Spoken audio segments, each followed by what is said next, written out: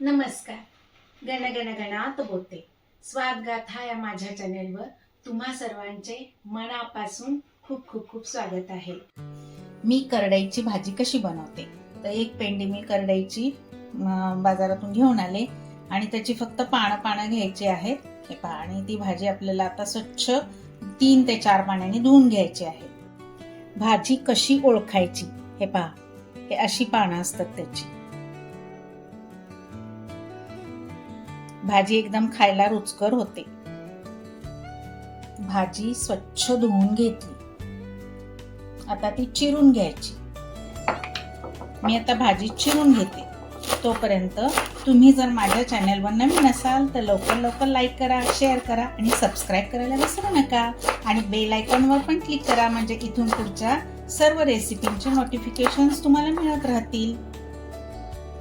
आणि हिरव्या पालेभाज्या कधी सुद्धा काय करायचं, आधी स्वच्छ धुवून घ्यायच्या मिठाच्या पाण्यात वगैरे टाकून आणि मग चिरायच्या. तर चिरून नंतर कधीही धुवायच्या नाहीत, नाहीतर मग त्यातलं सत्व जे आहे ते नंतर धुतल्यामुळे पाण्यात निघून जातं. एक कांदा चिरून घ्यायचा आहे.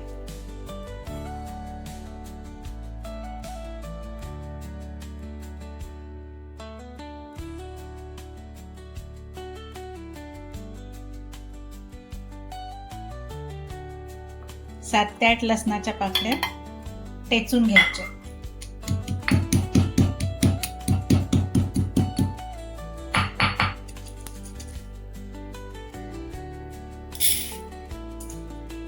मुगाची डाळ घालणार आहे, ती सुद्धा स्वच्छ धुवून घ्यायची.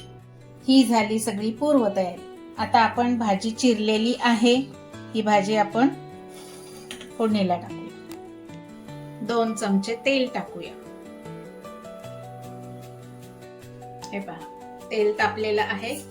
1 चमचा मोहरी, जिरे, बारीक ठेचलेली लसूण. लसूण चांगला व्यवस्थित भाजून घ्यायचा आहे. थोडीशी हळद, हिंग,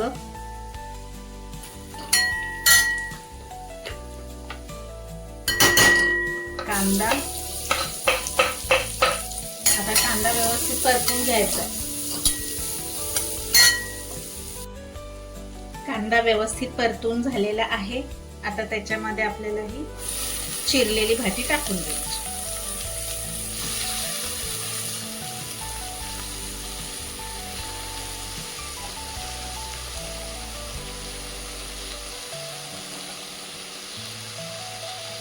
दिसायला दिसते भरपूर सारी, शिजून झाल्यानंतर खूप कमी होणार आहे.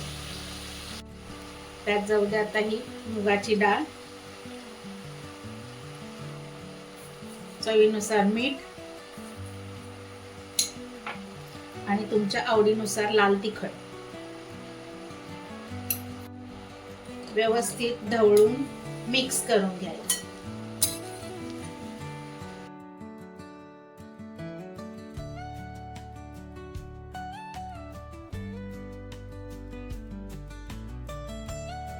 शिजण्यासाठी अर्धा कप पाणी टाकून घेत आहे. झाकण टाकून 10 मिनिटं शिजवून घ्यायची आहे. हे पहा किती शिजली आहे भाजी, बघूया. आहे त्याच्यामध्ये पाणी, अजून शिजायला थोडासा वेळ लागतो या भाजीला.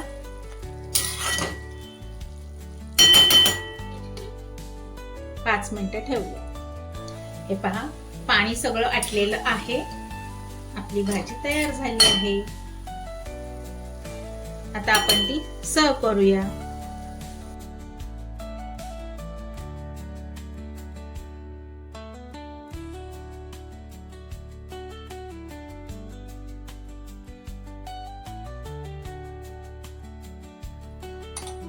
ही भाजी भाकरी बरोबर, ज्वारीच्या भाकरी बरोबर, बाजरीच्या भाकरी बरोबर अत्यंत सुंदर लागते. इव्हन चपाती बरोबर सुद्धा छान लागते, गव्हाच्या पोळी बरोबर. आवडली का माझी रेसिपी? आवडली असेल तर तुम्ही पण नक्की करून पहा आणि मला कमेंट करायला विसरू नका.